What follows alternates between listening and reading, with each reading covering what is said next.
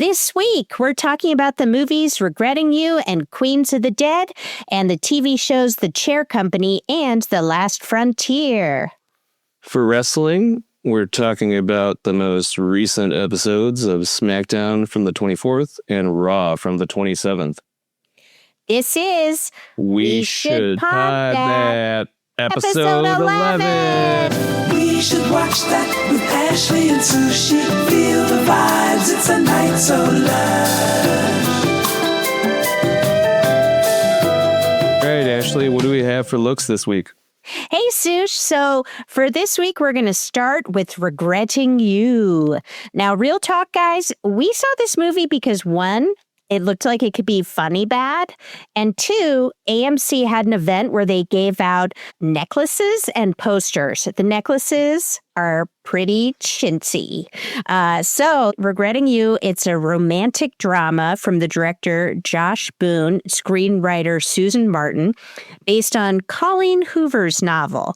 Now, you might recognize that name because it's the same author behind It Ends With Us, the adaptation that caused like all that chaos with Blake Lively when the movie came out.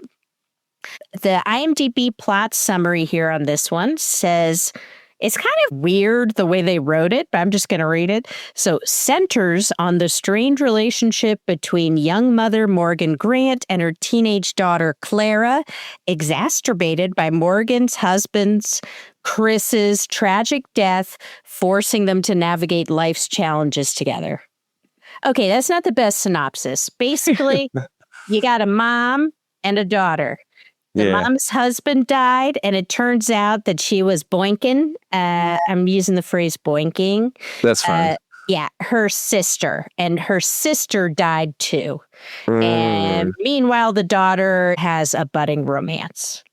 So this movie was like kind of bad. But I have to say, I somewhat enjoyed it. You know, there's something about bad romances in particular that kind of crack me up. The characters, I legitimately thought that some of them would categorize like in the DSM. I feel like they would be psychopaths. Like one character finds out his wife cheats on him and he's like, well, then my son must not be my son, so I'm just going to give him up. It's like, what? Immediately? The romance is really kind of creepy with the daughter. There's like this really pointy man that she has a crush on. Pointy man. Yeah, he's very pointy. He's like, I got a girlfriend, but I like you, but I broke up with my girlfriend, but I got my girlfriend back, but I've been watching you for years. Like that kind of a vibe. Yeah, and just the writing is terrible. It's really bad. And I don't mean the script. I mean the concepts. Like everything about it is pretty bad. That being said, I don't know, like if you have a couple glasses of wine or something and you're in the right mood, like you can laugh at it. I don't know. What do you think, Sush? I thought it was a ridiculous movie. Yeah. I almost feel like, because I like bad movies. Oh, I love them. But I don't even think this one was memorable enough because I really haven't even been thinking about it since it was over, I feel like we've seen some bad romance or romantic comedy movies and we tend to bring them up again a lot. But I feel like after the day that we saw this, I didn't bring it up again, really. Damn, that's true. Yeah. And so I feel like there were some funny moments, mostly from Dave Franco and Allison Williams. Yeah, I liked them. Yeah, I think some of the reactions are kind of funny. Dave Franco, it's just hard for me to take him so seriously. So I think that was one of the things that kept it alive for me. Because otherwise, I think I would have been kind of bored. And then also Sam Morello's, who plays Lexi, McKenna Grace's friend in the movie. She has some pretty fun moments too. I'm trying to think if there's any other ones. She's the only amusing romance. Like, it's honestly kind of weird because Miller, the love interest character for the daughter, says to her, hey, you should date this guy. And they're the only two Asian people in the movie. That was kind of funny. And that was kind of uncomfortable, but also given... They were cute together. It was funny. They were a cute couple. Yeah, I kind of scoffed at it initially, but then once I saw them together and they did kind of play off of each other nicely, I was a little more forgiving. But I feel like the biggest thing to me that just made me feel like, why the hell are we watching this? Is that McKenna Grace's character is like kind of shitty to Mason Thames. Like, she kind of uses him to get back at her mom. She really does. Like more than once. I mean, you could try to argue that she's not doing it, or at least she's not fully conscious or aware that she's doing it. But I think that's kind of bullshit. I mean, these kids are supposed to be like almost college age, right?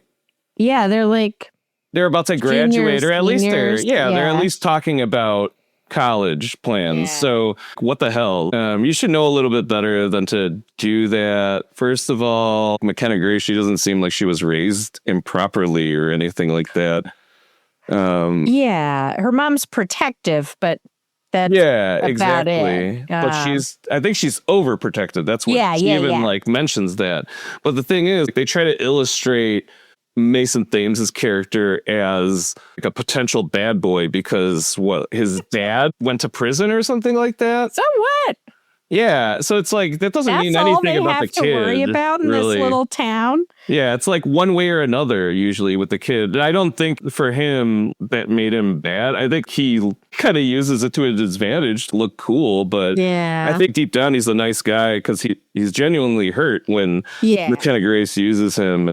So much so that he can't look at her the same way. So, I don't think the characterization made sense, or at least not to drive the plot, really. Yeah. Also, I gotta say, so the movie's called Regretting You, and this poster that we got from AMC with beautiful design, if the designer's here, it says, risk everything, regret nothing. That's like the tagline to the movie, too. Yeah, and I just remember thinking, that is the dumbest shit I've ever heard. It's awful. Risk everything? Everything. Yeah, aside from the design, maybe marketing wasn't very on point with this one. It's just a stinker, you know? But anyway, I'm just going to go into my rating because I don't know if I really have anything else more to add. Oh, wait. One other thing to add. I felt like they were kind of shitty in trying to make their dead spouses out to be horrible people. Yes. I mean, the script did. Yeah. It did one of those things where, as the audience, we're thinking like, oh, well, maybe it's something that's not that serious, you know, and it's just a coincidence that they happen to be together somewhere, like be in the same car together. Nope. They're very clear about making them look horrible. But then I don't know why, like, they try to get us to backpedal later on in the movie. It's just not a very good movie. I don't think there's enough in it to like really keep me entertained. So for enjoyment, I only gave it a 1.5. I mentioned some of the good points. Dave Franco, Allison Williams, Sam Morelos. They had some fun moments. But for quality, I gave it a 1. I just think it's crap. I mean, it's just like... Yeah, it's bad. Yeah, it's bad. It's just not memorable. I don't know what we're supposed to get out of it. I think the only people really who would want to or should want to see this are fans of the author, maybe. Yeah. And everybody else, it's not really worth your time. See something else. There's a lot of better stuff out right now. Yeah, so I gave it for enjoyment, I gave it a 1.5. For quality, I also gave it a 1.5. Here's the thing. If you're looking at quality from a workmanship standpoint, the directing's fine. I think it looks good. I think they did good casting. But the bottom line is that the story is fundamentally shallow and stupid, and you just kind of can't get over that. Yeah. Well, moving on to a very straight and small town story to a very queer city story, we've got Queens of the Dead. Yeah. This is a movie, as soon as we found out who directed it, we were sold. Queens of the Dead is actually the feature debut of Tina Romero, George Romero's daughter. So you know that this is like zombie royalty. Yeah. She co-wrote it with Aaron Judge after nearly a decade of development, and it's like a glam gore love letter to queer nightlife. And it's got this really stacked cast of amazing queer actors. You've got Katie O'Brien, Jack Haven, Nina West, Margaret Cho, Cheyenne Jackson, and more. It goes on and on. So IMDb plot's summary is that drag queens and club kids battle zombies craving brains during a zombie outbreak at their drag show in Brooklyn, putting personal conflicts aside. And yeah, that's exactly what it is. Hey. So it's kind of funny because last year there was a movie, or maybe it was a couple of years ago, that came out called Slay. Yeah. It was a Tubi movie starring some very fun queens. It's got like Crystal Method, Heidi in the Closet, and it's got a very similar plot. That was a Tubi movie, you know? Mhm. This one really is awesome. The plot's great. The humor's amazing. It's got really great heart. The acting, oh my God. So everyone was great. We've got Katie O'Brien doing her amazing Katie O'Brien thing. You've got Jaquel Spivey, who was in Mean Girls. And then I was in particular super in love with Jack Haven's performance. So Jack Haven is a non-binary actor, but in this, I read something where they said it was like playing a drag queen themselves, like this super femme, girly dingbat. Yeah, good point. And yeah, they were so funny. The zombie stuff is gory and fun. I just can't say enough good things about this. I don't know. What do you think, Sish? I love this. Yeah. I know, like, you're into Drag Race, and like, out of the two of us, I think you would be the one who's more into it. But I love this movie because overall, I feel like it was just a really nice surprise. Yeah. I feel the two kind of different genres or subcultures or whatever kind of meshed really well together. I don't know if this is just a Tina Romero having this in expert hands kind of thing, or if it's just the two things go together well in general. Do you think this was considerably better than the Tubi movie that you saw? Well, okay. So I think they're both exactly right for their lane. So the Tubi one is a lot campier. Okay. It's a little more over the top, a little more like winking. Gotcha. And one of the things that's fun about that one is how it deals with being low budget. It's very transparent about being low budget. There's even a point where they're all standing, looking outside, being like, oh my God, like seeing some crazy battle happen. And then they make a joke about how they couldn't afford to show it, you know? Yeah. So it's just like a little bit campier. This one I think is nice because it's grounded in this queer nightlife scene. Actually, Tina Romero was a DJ in New York for a long time. So it's a world that I think she knows really well. So I think that gives it a little bit extra something. And then also with a higher budget and her connections, I'm sure she gets stellar actors, you know? Yeah. The Tubi one is awesome, but a lot of the actors in it are drag queens first, actors second. This one, you get like some drag performers like Nina West, but a lot of them are also just awesome actors in their own right. And I think that takes it up a level. Did you find out anything about what the budget was on this? Ooh, I'm going to Google it real quick. Okay. I didn't think I found anything. I tried to look it up really quick while you were talking, but I would imagine it's fairly, let's see. It's not telling me. Yeah. Yeah. But anyway, what I wanted to say along those lines is, and I don't know how much of our audience would know this, but I think a good comparison for this movie and the Tubi movie that you mentioned is probably like, this movie would be more like the movie Go, with Timothy Oh. Oliphant and Sarah, Katie Holmes. Katie Holmes was in Sarah that. something. Katie Holmes was in Sarah that. Paulson. Yeah. Not Sarah Paulson. And then the Tubi movie would probably be more like this movie Groove. That's like a very independent, low-budget movie about rave culture. So if we're talking rave culture, I think that might be a good comparison because that was the thing I think that this movie did really well is that. And first of all, this goes into my rating for enjoyment, which I gave it 4. But yeah, mostly I thought it deserved that high of a rating because it was just very accessible. It was, yeah.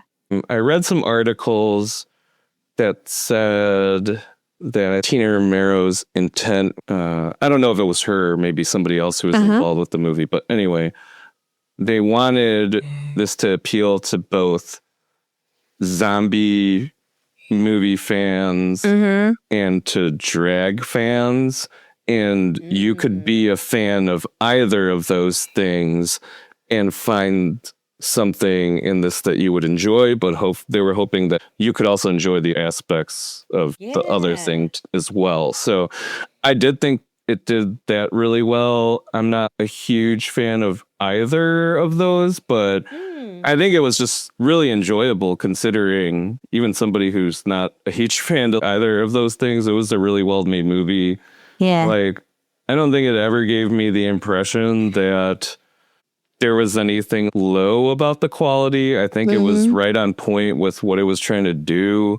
There's certain aspects of it that I think allow for suspension of disbelief a little bit more. There's obviously the comedic element, so it takes away the seriousness, I guess, of the zombie aspect of it. So, you know how normally zombies are always trying to bite people, that's their main focus. But in this movie, I like that there's some aspects of it where they're also drawn to other stimuli. So that was interesting. And I love the character, the brother.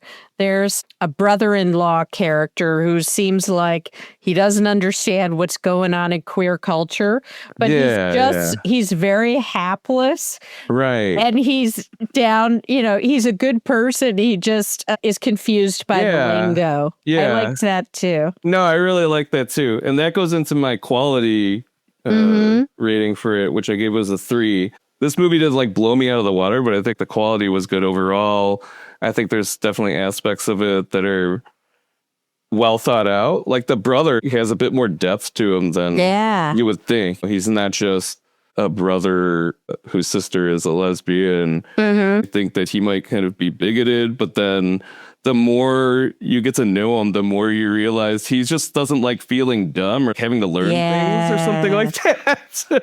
And it's really rooted in just not wanting to have to learn another thing like pronouns or something. So yeah, enjoyment 4, quality 3. Excellent. And I gave it enjoyment 4 as well. Really loved it. We don't get into spoilers on this podcast, but if I could, I would go into some of the violent stuff. It was really funny. And for quality, I gave it a 3.5. I think it really looked good. I think that costumes were great. Acting was great. Good script. And I'm just looking forward to seeing what the director does next. Awesome. All right, guys. So it's chair company time. Oh, yes. Oh, we are just frantically talking about this show all week. So we'll just get into it. So episode 3 picks up seconds after the last episode where Ron received a photo that was taken from inside his closet of him seconds earlier. It's very creepy. So while his family is playing Twister, he opens the closet door and he finds this small bald man hiding inside. Someone he's never seen before. The man bolts and runs outside. Ron looks around, notices no one noticed what happened, and so he just chases him. Then suddenly Mike Santini pulls up and claims, "He's my guy." And he's like, "Oh no, he's drunk again." So it turns out the man, LT, was spying on Ron because Mike got freaked out after Ron showed up at his work last episode. And Mike says he found out that Jim X, which is a very suspicious name, who we mentioned in the last episode, had paid him $50,000 to scare Ron, way above his usual fee, and which is 400. Which is 400. We should illustrate that. Yeah, it's like 400. That's a huge difference. Versus $50,000. We don't want anybody out there to right. think that Mike Santini is usually getting paid like $30,000 for each one of these. No, man, it's a huge difference. It's huge. So that's happening. Then Ron's like, oh my God, okay. So he goes back inside and he's trying to act normal, but paranoia is setting in. And meanwhile, there's this scene where Tara, who's his daughter's fiance, is on the twister mat crying and being like, I can't move. My knee hurts. And it's just very weird. Guys, there's so many weird moments. It's hard not to make this synopsis like an hour long. Okay. So that night, he's freaking out. He's jabbing at the closet with a broom to make sure there's no one else still hiding in there. Then the next day, he demands that they get home security. And he drives back into work. At work, there's this client meeting that gets weird after the person he's meeting with watches a bug crawl into the charging port of his phone. Yo, but that legit was weird. It was scary. Like, it's scary looking. It looks like some kind of nano thing, like a drone or something that somebody's sending into his phone. Oh my God. So, like, it's like some Transformers shit. Yeah, and the guy's like, your iPhone has a roach in it now. So that happens. Then Ron's weird bubble necklace coworker is throwing a mistakes party, but he tells Ron he's not invited. The party sounds insane. I'm sure we'll get into it. Meanwhile, Ron's, of course, been tracing Tekka's address, and his search leads him to a city records office where he learns that Tekka is owned by Red Bull Marketing Global, and that someone else recently looked into the same address. Now, I got to divert for a moment to tell you about an insane character moment. The clerk? Oh, I thought you were going to be like, I got to divert for a minute to be like, Red Bull Marketing Global. Okay, so that's the hold music. We'll get to that. Oh my God, I can barely hold it together. I love this episode. Yeah, when he's going to get this address, he gives a fake name, and the clerk goes to look it up, and her boss comes, and they have a tense interaction. He's nervous it's about his fake name. She sits down and is like, my boss just told me to go home and take a shower because everyone can smell me. And they're talking, and then her boss yells, go take a shower. Oh, my God. So that was strange. All right. So then later over drinks with Mike starts telling him unhinged stories about his wife poisoning him with boner pills that make him oh my God. Yeah, that make him smell like a duck. Then while this is happening, this whole time they're at the bar, Ron is on hold with Red Bull Marketing Global. And they have that amazing song we were singing earlier. We're obsessed. So I'm going to try to find a clean version of it to edit in. I haven't found it yet, but it's so good. Meanwhile, Ron's spiraling deeper down the Red Ball rabbit hole, and he leaves a furious voicemail for the board. He's like, I found your names online. You're dead. Okay, so he hangs up, and then he rushes home after this because he got a notification from his home security system that his son was outside, and when he looks, this is great. His son's drinking beers. Okay. The next day, he goes to meet with his son. And I don't know, Sush, do you want to tell them about the son's reasoning?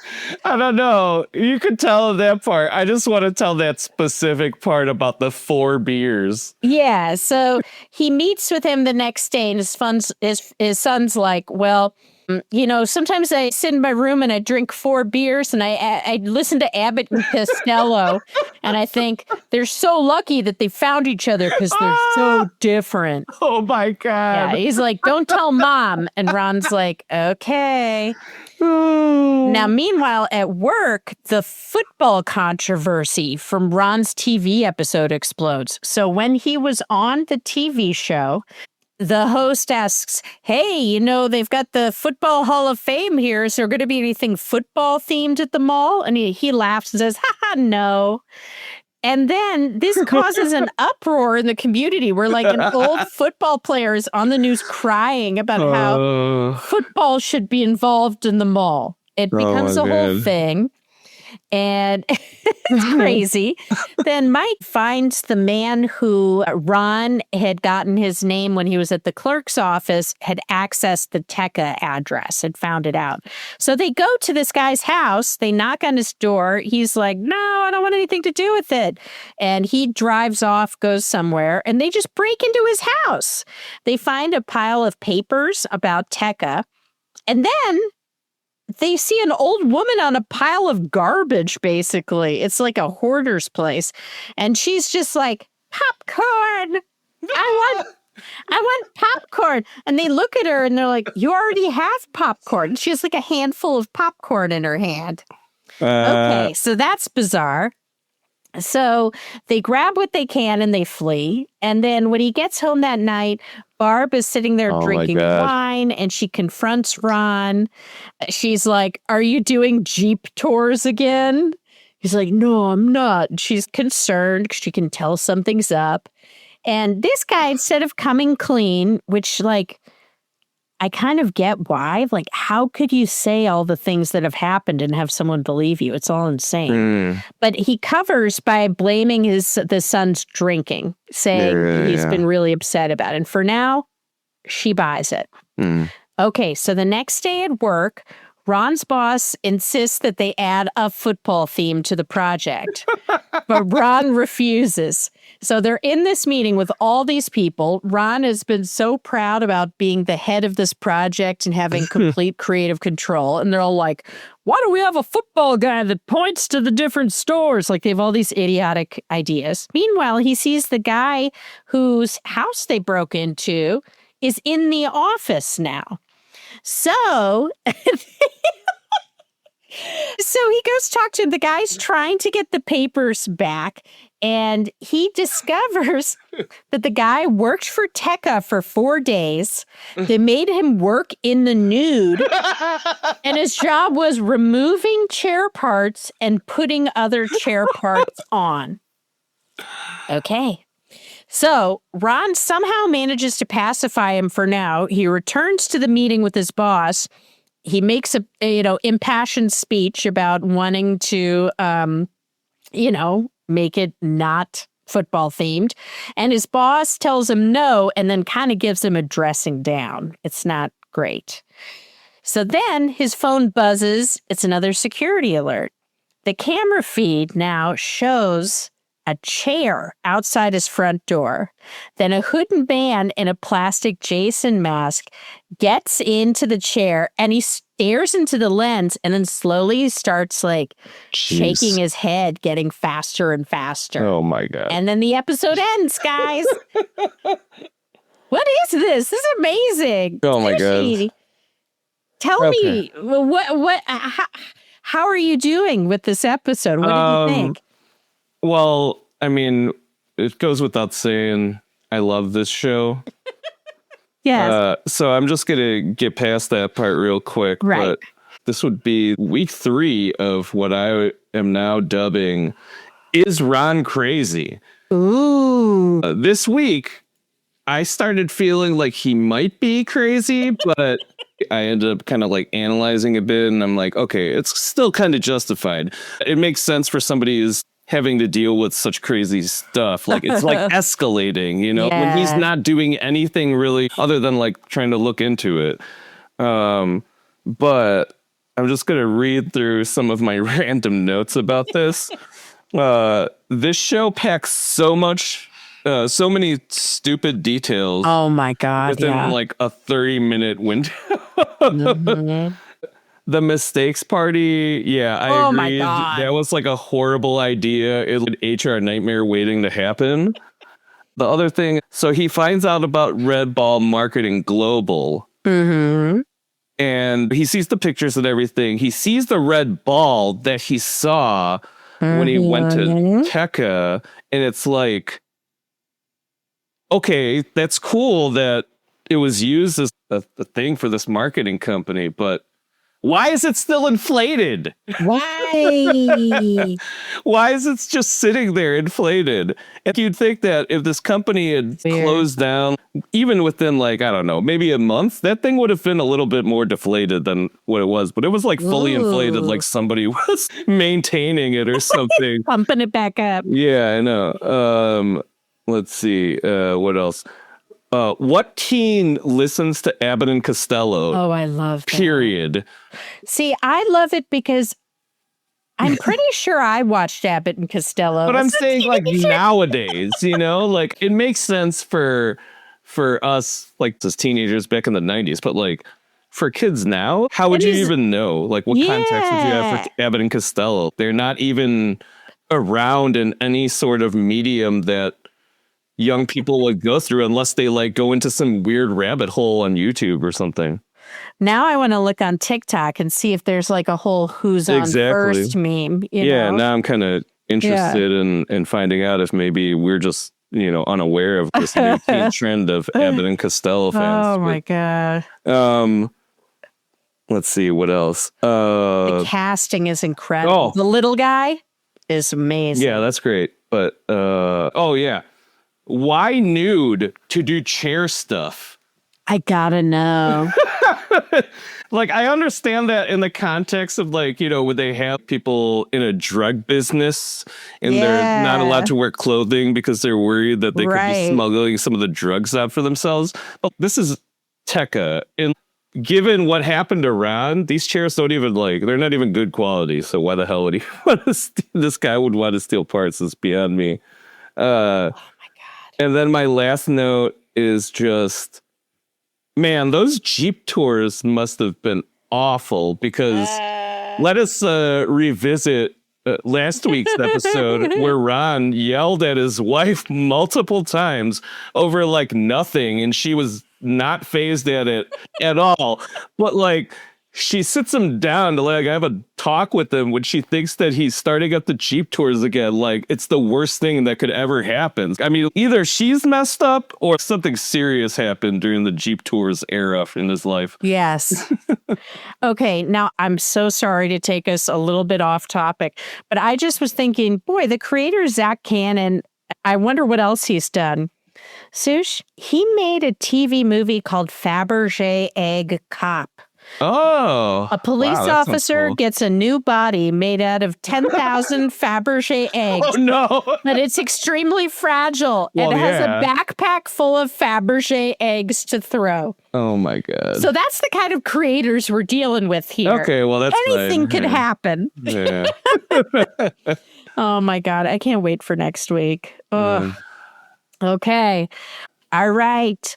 So our next show, this is our first time talking about it. It's The Last Frontier, episode 4, called The American Dream. And this is basically like, we keep calling it the Con Air TV show. Yeah. So let us know if you want us to go back, break down the first 3 episodes, but we're going to jump into the most recent one. And a quick catch up on the first 3. So U.S. Marshal Frank Remick is kind of trying to disappear into small town Alaska when a prisoner transport crashes, i.e. the Con Air, unleashing fugitives led by Havelock, a rogue ex-CIA operative with his own agenda. Now, things get even messier when CIA agent Sidney Schofield, who we learned last episode is Havelock's wife, shows up. Frank's family is also caught up in the drama. His wife, Sarah, is briefly kidnapped by Havelock, and his son also gets kidnapped by an escapee while he's away trying to sneak away with his girlfriend to a cabin. Mm-hmm. So the way we sort of left things, we've got Frank. He's still haunted by also our recent daughter's death. We don't know the full story there. And Frank's forced back into the fight as the manhunt turns personal, and every move is cutting a little deeper. All right. So episode 4, we start off really kind of right where we ended the last one. Escapees Kitty Van Horn and Vivian Pike are on the run. Kitty has her legs stuck in a bear trap. And they end up dragging a local cop into their mess. And then they kill her when they realize she's a state trooper. From there, the two spiral into like full chaos. And it's kind of the whole episode. They end up stealing a car, kidnapping a pilot, and just trying to vanish before the feds close in. So meanwhile, Frank and Sydney are chasing Havelock. They're digging into what he was really doing before he kidnapped Frank's wife. And their investigation goes into flashbacks also. So they'll be investigating. Then we see flashbacks of Sydney and Havelock when they were CIA partners and lovers on a covert mission. Then back home, Sarah, Frank's wife, is barely keeping it together. She is a nurse, and they're trying to get her to see a therapist, Todd, at the hospital before she can go back to work. Todd also turns out to be her high school boyfriend. And meanwhile, Luke, their son, and his girlfriend are getting trapped with an increasingly unstable escapee, played by one of our favorites, Clifton Collins Jr. Realizing they're not going to make it out alive away from Clifton Collins, Luke ends up crashing a car they're in on purpose, a split-second move that almost kills them, but gives them a shot at escaping.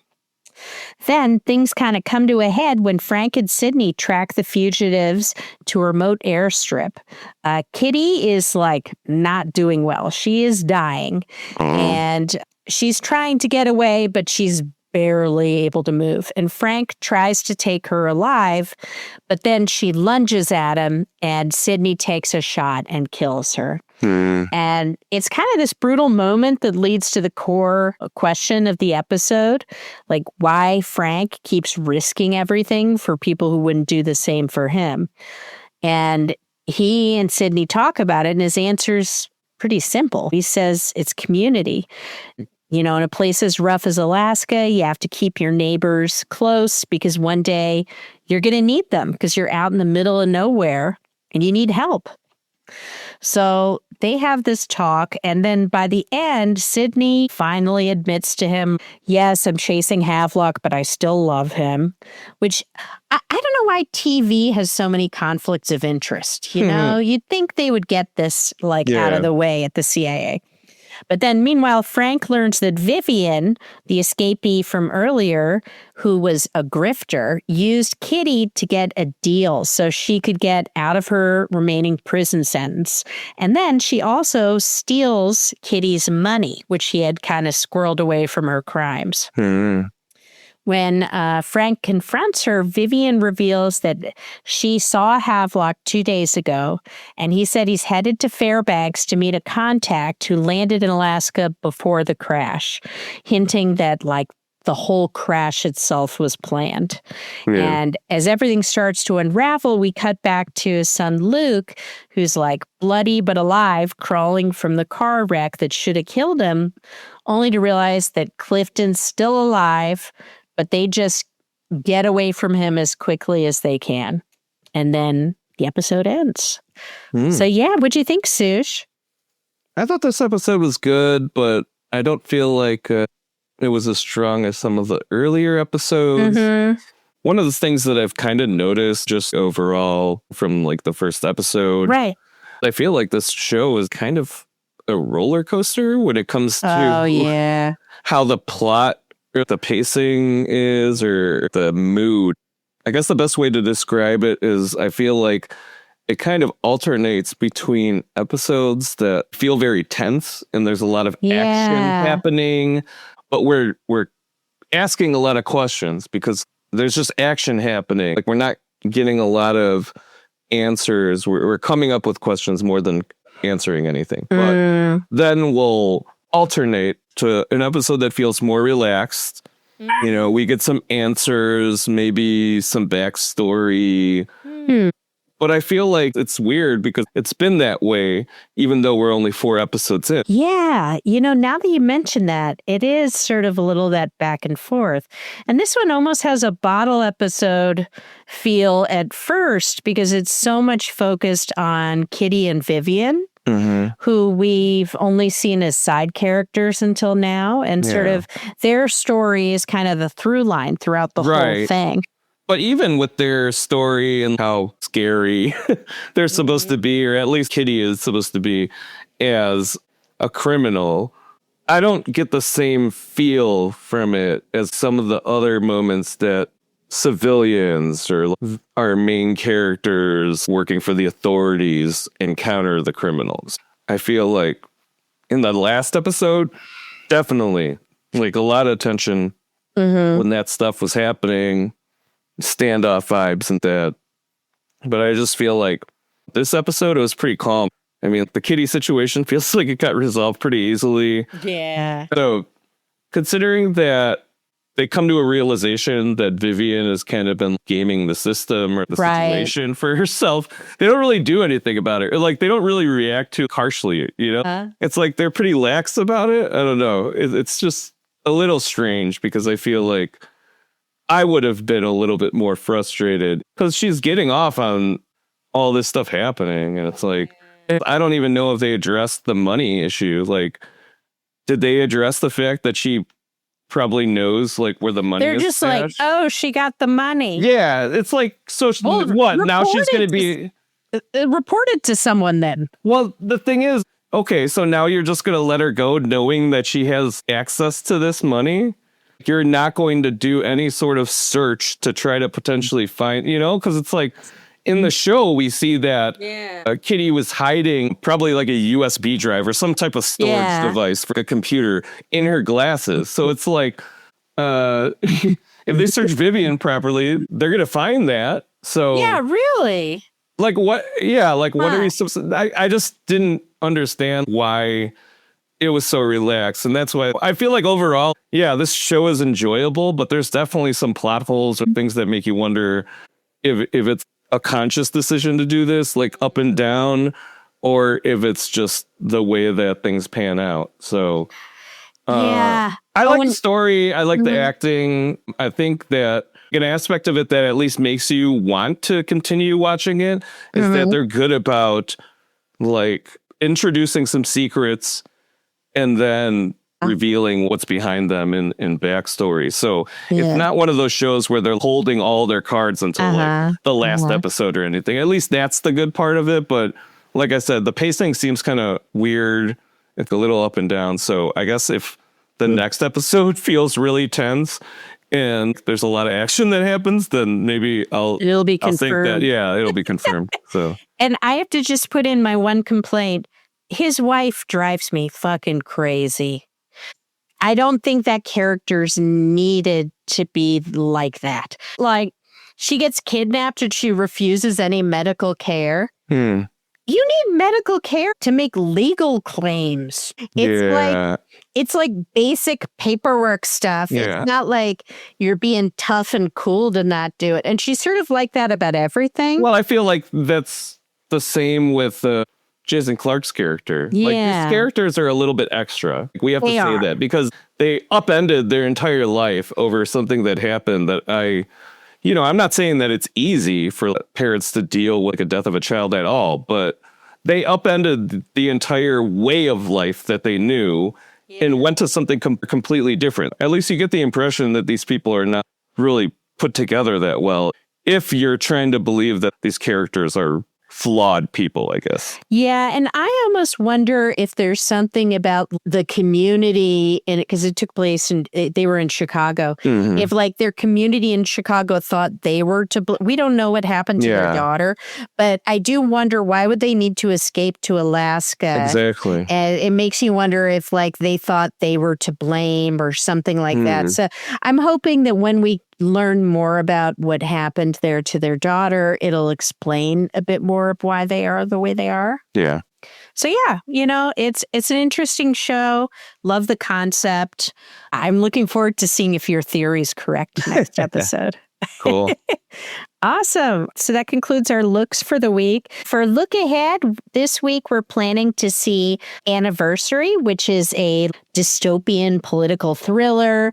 I got Diane Lane, Kyle Chandler, and Dylan O'Brien. So it looks pretty dang interesting.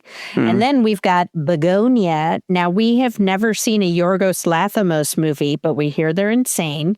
This one, we've got two conspiracy-obsessed young men kidnap a high-powered CEO because they think she's an alien. So we're looking forward to those. And then for TV, we've got more Chair Company, more Last Frontier, and then, we'll probably watch a 911 episode or two, but I don't know if we'll cover it. Okay. Yeah, Sush, what do we have for wrestling? For Oh No, ooh yeah. Oh, yeah. We're just talking about SmackDown and Raw from the past week. Sweet. So let's get started on that. Feel free to jump in if you got any comments. I will. I'm just going to start with SmackDown from the 24th that took place in Tempe, Arizona. Promos and drama. We kick off the show with a recap video from last week's show where Cody Rhodes snapped on Drew McIntyre over the Jacob Fatu incident. Hell yeah. Followed by Cody backstage heading in ring. He runs into Jimmy Uso, happens to be looking for Nick Aldis. Jimmy thanks Cody for stepping in for Jacob last week, but Cody seems more concerned with how things are between Jimmy and Jay. Big Jim doesn't have much to say, but Cody just reminds him to basically not get too caught up with things and to focus on what's right for himself. So that's some good advice for him. This is the second week we got Cody snapping on Drew. While I could believe Cody snapping once over this situation, I just find the writing to be a bit lazy with, making him apologize over last week's incident. If they're just going to have him snap again, I'm hoping that they'll just drop the whole bit with McIntyre pissing Cody off, because even as much as WWE Creative seems to tease it, I don't think they'd actually commit to a Cody heel turn at this time. Yeah, man. That'd be tough. Yeah. But Jimmy does do a sneak attack on McIntyre as Cody seems to be getting ready to go after him. This even continues with Jimmy attacking Drew later on backstage, and eventually leads to Nick Aldis calling a no disqualification match between Jimmy and Drew later on in the night. Ultimately, I just hope Drew will just move on to beefing with Jimmy after Saturday night's main event. We get another backstage moment. This one, we see that Chelsea Green is continuing with her efforts to add new members to their team. When her and Alba Fire approach Julia with an opportunity to be her VP, I guess. Oh, I love it. I love her. Kiana James steps in to put a stop to it as she's heading in ring for her match. There's some great comedic moments due to Chelsea's apparent selective hearing, where Kiana calls her a discount diva, but Chelsea only happens to hear the diva part. And where Julia, and then Julia walks off saying arrivederci, and Chelsea assumes that she's like answering yes to the offer. Yeah, I love it. Is that yes in Italian? I love it. It's great. We get a video recap of the beef between The Miz and Carmelo Hayes, followed by an interview backstage with Melo.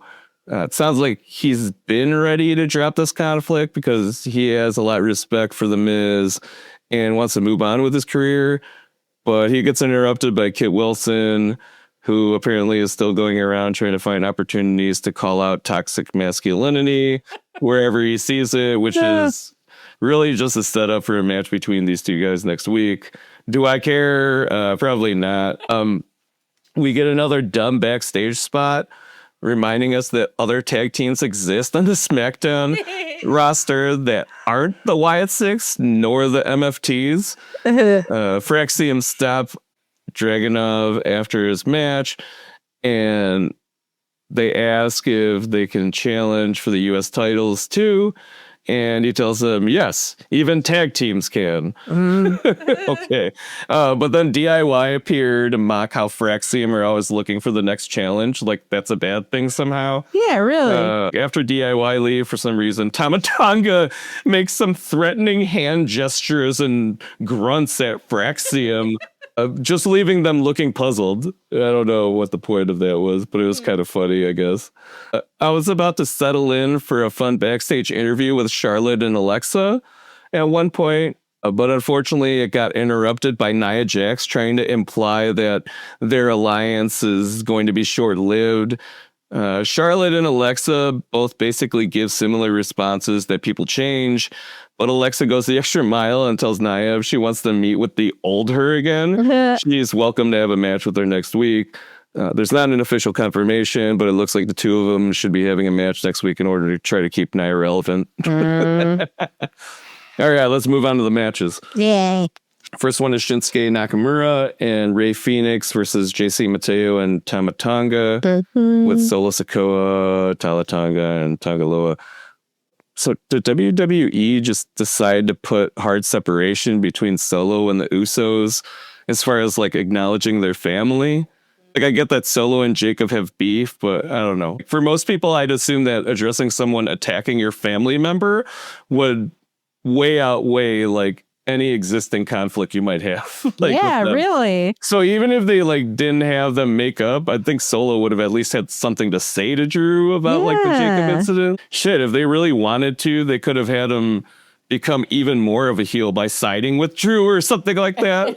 But yeah, matches like this make me believe that the WWE is at least listening. This was a great match. Like, they know how positive of a reaction the crowd has for Shinsuke since he's returned, and like how much people want to see Rey Fenix regularly. Yeah. I'd love seeing these guys go up against another tag team that I actually want to watch, but putting them in a match against some of the MFTs isn't a horrible idea to just try to get more fans on board with them. I know the problem isn't the talent in this case, because I know that, you know, JC Mateo and the MFTs have had success outside of WWE. So I guess this is better than just having Solo send the MFTs after whoever he feels like in the moment. Rey Fenix was amazing in this match, but unfortunately the MFT is engaged in some hijinks. Solo distracts the ref as Talatanga chokeslams Phoenix in the ring apron, leading to Tama giving Phoenix a running elbow and pinning him for the win.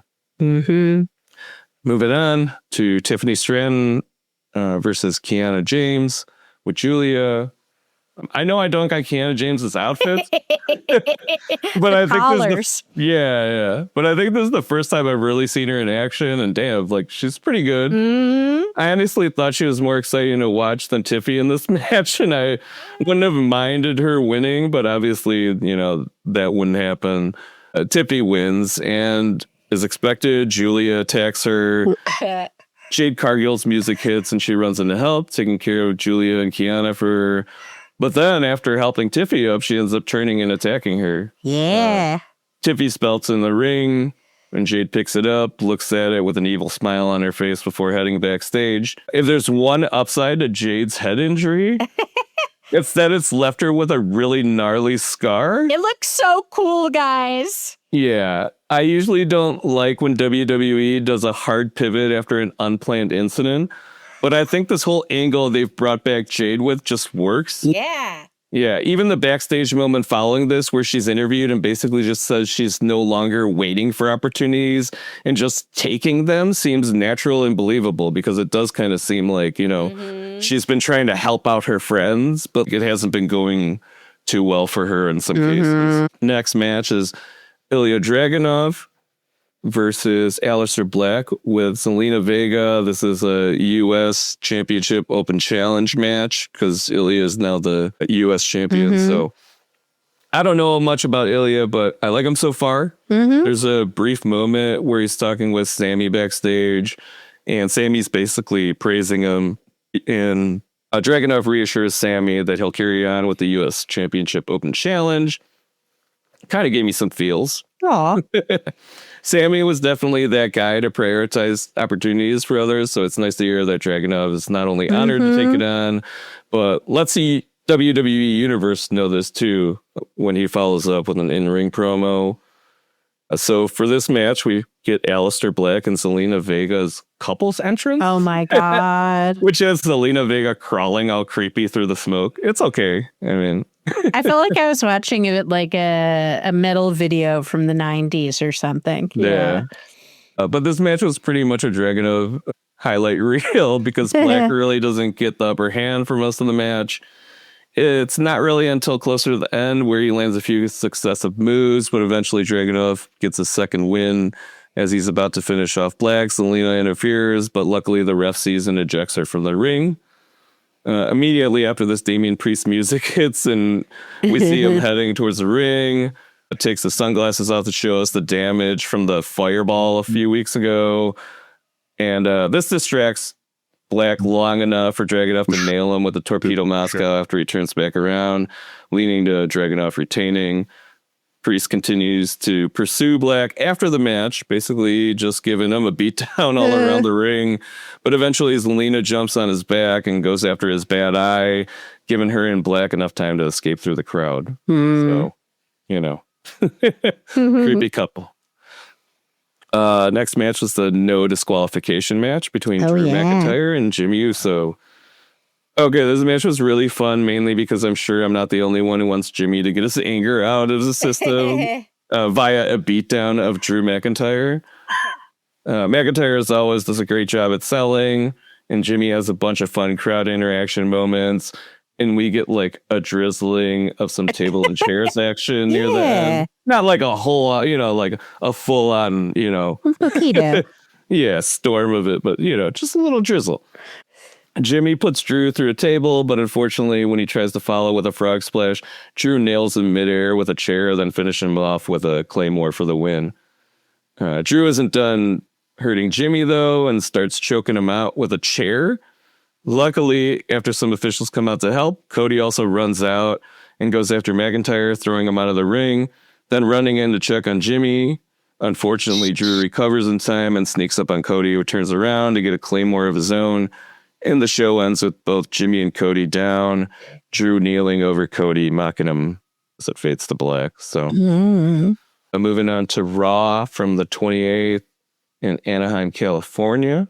For promos and drama, the show kicks off with a video recap of the attack from the Bronze on Seth Rollins that led to the Vision split.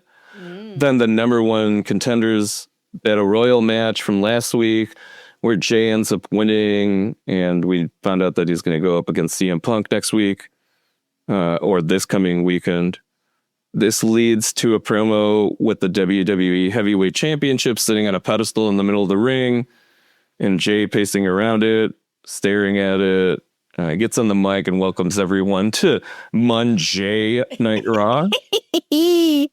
And then he like goes into how even with Roman and Jimmy in his ear, it's just him for his chance at the heavyweight championship at Saturday night's main event. Oh, can I interject briefly? Yeah. I love that Jay entered and yeeted with a baby. I think it was this episode. Like, this baby had to be like a couple months old. And so I think it's really opened things up in terms of yeeting. I think it's just funny because you can't go full, you know, arm movement with a baby in your arms. You can just lift the baby up and down. Yeah, I think it's kind of funny. Yeah, it was pretty good. But yeah, like while Jay's doing this, Punk's music cuts him off. Punk gets in the ring. There's a funny moment where he pulls a Jay and has his entrance music replayed. Yes, so good. But he eventually gets on the mic and says he's friends with Jay, blah, blah, blah. And while a lot of people seem to be upset with Jay, he's actually kind of proud of him for making it this far on his own and basically just looks forward to the match on Saturday.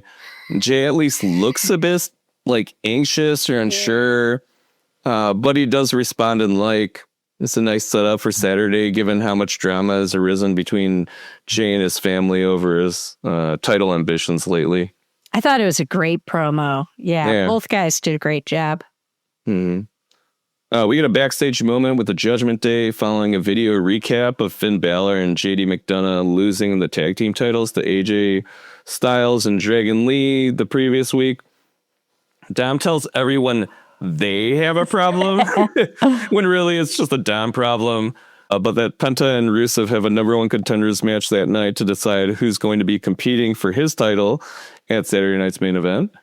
Raquel Rodriguez finally says out loud what everybody was probably thinking. If he didn't cheat so much, maybe he wouldn't have a problem. But in typical Dirty Dom fashion, he seems a bit oblivious, or at least he acts oblivious, like he's never cheated in his life. It's funny how only Roxanne seems to find this amusing if you pay attention. Yeah, but Finn and JD obviously aren't hearing it since Finn is beyond fed up. And JD says they're more preoccupied with getting their tag team titles back. So they walk away, leaving Dom to fend for themselves. He gets on the phone to obviously reach out to Los Americanos. Roxanne tries to convince Raquel that they need to help Dom, but Raquel tells her to focus on her match against Nikki Bella. We get a backstage interview with LA Knight regarding his loss, or technically a non-win. Yeah. At the Battle Royal last week. The takeaway here is just that he's not a quitter and he'll be ready for whoever ends up winning the World Heavyweight Championship this coming weekend. And the isness that is me is definitely becoming a catchphrase. Oh, yeah. He's the isness of the business. Yes. Yeah, that's what it is. Oh, I love him. That's great. We get a moment backstage with the Vision. Breaker seems to be having some regrets for not being in the Battle Royal last week since he wants to go after World Heavyweight Championship. But Heyman tries to reason with him, basically like presenting him with the best option, which is taking out the only man who shares their vision, apparently, of going after the World Heavyweight Championship after their Saturday night's main event this weekend. That man happens to be LA Knight, and they basically just want to take him out in order to remove him as the only potential obstacle for Breaker when he goes after the heavyweight championship later on. Yeah, look forward to that. We get a video highlighting Asuka's accomplishments in WWE. Hell yeah. I honestly have no idea why this was added to the program, other than potentially as a response to Goldberg's comment about the WWE purposely having her break his record on some podcast. It's gotta be. Well, she's mainly a tag team wrestler now, so not really any other reason to present a video like this for her sole accomplishments instead of the Kabuki Warriors, you know? So, yeah. It was cool to see that they had her back, though. I liked that. Yeah. We get a short social media clip of Bayley mentioning a match being set up for her and Lyra Valkyria to challenge Charlotte and Alexa for the Women's Tag Team Championships, followed by a backstage moment with the Kabuki Warriors running into Lyra. Asuka accuses Lyra of cutting in line as challengers for the tag titles, but Lyra claims she had nothing to do with it. Asuka just walks off. Kairi follows her, but makes a funny face before running away. Bayley arrives soon after that wearing a mesh jacket and hands a similar one to Lyra as part of their tag team gear, I guess. The only real takeaway I felt that we got from this is that Lyra is getting more aggressive. Maybe also that we should expect that this is going to drag on for a while since they have matching gear now. Oh, God. I don't know if I can take that much more of this. We get another backstage segment with the Usos. Jimmy seems offended by Jay's promo, claiming it was just him. Jimmy unloads on him about eliminating him in the Battle Royal match and implies that he thinks Jay might be afraid to see which one of them is better, then storms off. Well, initially thought this scenario or this incident might result in a match between the brothers. It seems to cool off later on. Yeah.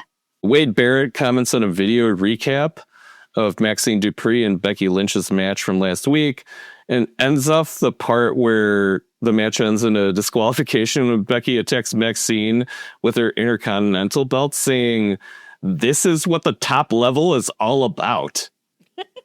Wait, so you just admitted that the top level is all about cheating? Like, sometimes I swear they aren't getting any feedback on some of this dialogue.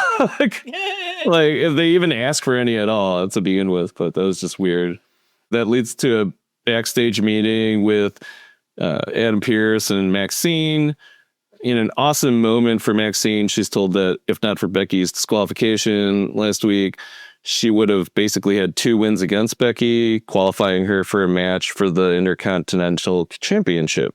Maxine responds gratefully, but foreshadows another woman superstar potentially helping her prepare for anything Becky might try. Feels like this might be a tease for AJ Lee's return to Raw, but we'll have to see and wait, I guess. As if we needed any more proof that AJ Styles and Dragon Lee are worthwhile champions, we get a backstage moment with them and Adam Pearce discussing their first title defense. They're interrupted by Finn and JD following JD's match against Sheamus later on in the night, demanding a rematch for their titles. Pearce is against it, but when the new tag team champions seem to be okay with the idea, he confirms the match for next week. That should be another great match between these tag teams. And it's probably not a bad idea to keep Finn and JD active if the Judgment Day is splitting anytime soon because, I think most people will just be paying attention to Dom after that. All right, moving on to the matches. Intercontinental Championship #1 contenders match between Penta and Rusev. Actually, this match didn't have a winner. It's disqualification due to outside interference. Right. But we know Dirty Dom, so we could smell this setup a mile away. What seems to be the best option to avoid having to defend his title against either of these guys? Well, probably making sure that neither of them win. It's not a bad match while it lasts. We get some highlights from both of them. Penta executes some great moves against Rusev. Rusev's doing his hilarious, angry Bulgarian brute bit. But ultimately, all that gets overshadowed by the fact that it's an obvious setup for an eventual change to the match at Saturday night's main event. Eventually, Los Americanos run in. Bravo and Rayo interfere with the match, ending the match without a winner. Yeah, well, it's obvious that Dom had to do this, so he hopefully won't have to defend his title against either of them. But that idea gets shot down pretty quickly because Adam Pearce informs Dom in a moment that all of us were expecting that he still has to defend his title, but now against both men in a triple threat match at Saturday night's main events. Nice job, Dom. I've never seen this before, so it's him against them? It's everyone for themselves. Oh, okay. Yeah. I was like, whoa, that would be cool. No, that's a handicap match if they ever do that. Okay, got it. They do it sometimes, but not as much. Next match was Roxanne Perez with Raquel Rodriguez versus Nikki Bella. I do not have much to say about this match. Roxanne looked solid, and while I think part of that is Nikki Bella doing a decent job at selling the abuse from Roxanne, Nikki still seems a bit stiff and awkward to me. Roxanne wins the match and Raquel enters the ring, about to give Nikki one of her trademark post-match beatdowns. But Stephanie Vaquer's music hits and she runs in to help.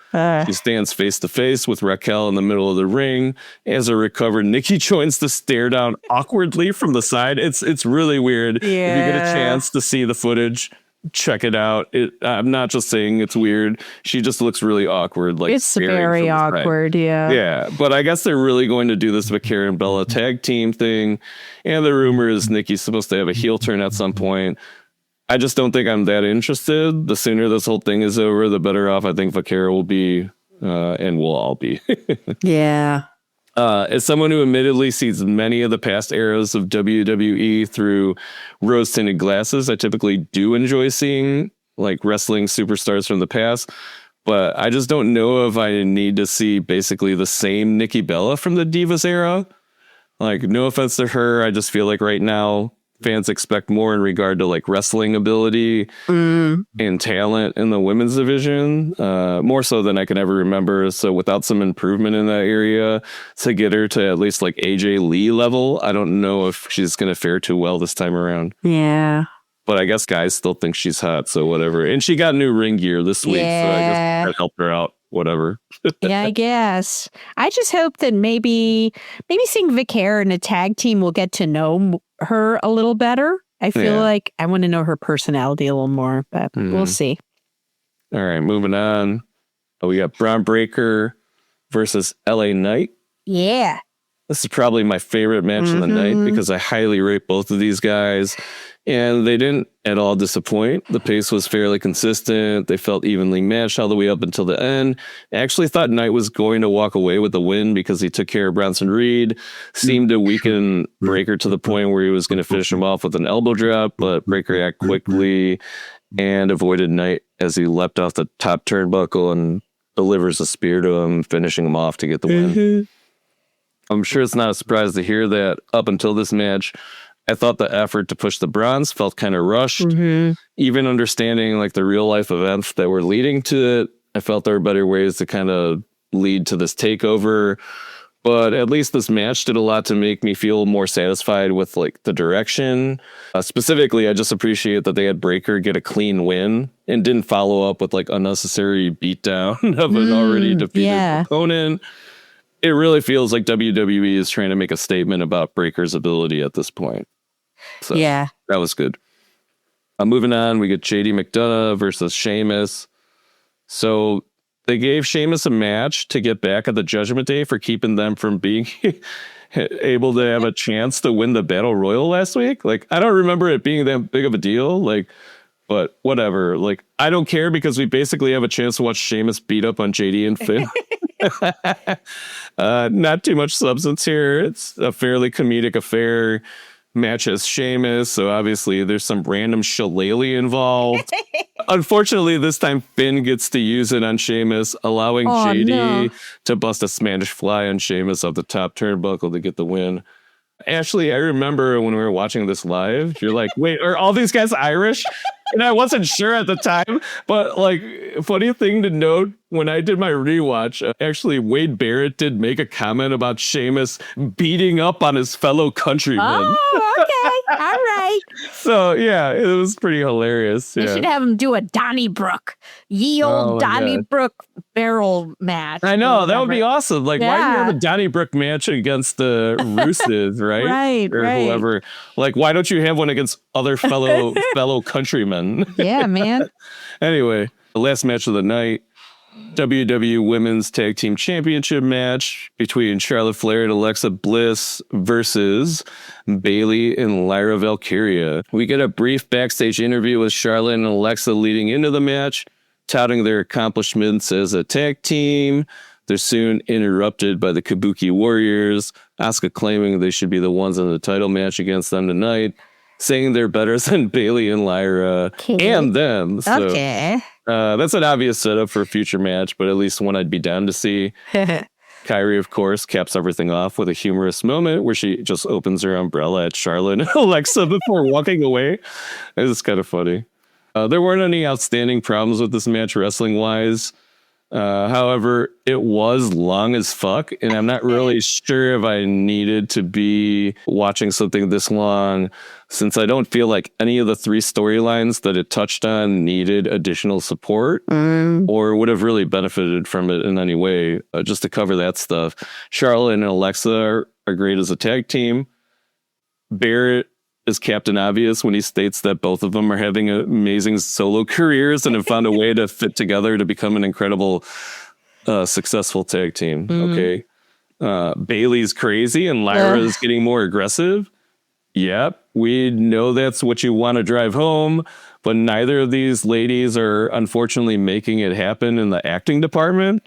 And I got to say also, Lyra's gear was nuts. Yeah. Like her shoulders, it was like 10 epaulets stacked. It was like, you know what? This isn't in my notes, but I read somewhere, and I don't know if this is true or not, but I just read somewhere that there's been some complaints about Lyra's in-ring gear. Like sometimes it's been getting caught on other wrestlers' gear. Oh no. And potentially they were saying that happened with Alexa last night, that like her gear was getting stuck in Alexa's and potentially was about to cause a wardrobe malfunction situation, and they had to like work it out. I've seen it kind of happen with her stuff more than once, so I'm not at all surprised. I think she just has too many like, it's a hat on a hat. There's too many pieces. Too many things going on. But anyway, the last storyline that it touched on was the Kabuki Warriors are heels, you know, because they attacked unprovoked when people aren't looking. And they also want the tag titles. Of course, we already knew this because we had a backstage segment earlier driving this home. Yeah. So, I don't know. This was just like not a great way to end the night, but whatever. I guess they just wanted to do that because they think it needs some additional reinforcement. So that's Raw. That does it for this past week's stuff. Upcoming, we have Saturday night's main event coming up on Saturday the 1st in Salt Lake City, Utah. Yeah. Aside from the usual shows. So be sure to catch that. That's going to be on Peacock. On an off note, if anyone has some recommendations for like English or English dubbed New Japan pro wrestling content, let us know. We're trying to... we would love to learn more. We were watching a bunch on YouTube, and it would just be so fantastic to see some of these things play out, you know. For sure. Great. Awesome. Well, thank you so much, everybody, for listening. This is our 11th episode. We're so happy you're here. Please, if you're comfortable doing so, subscribe, give us a thumbs up, leave a comment. You can also follow us on TikTok, Instagram, and Facebook as We Should Watch That. And yeah, thank you so much. All right, everybody. Take it easy. Bye. Bye. Friendships touch. Movies and delights, we'll share so much. Let's enjoy this side.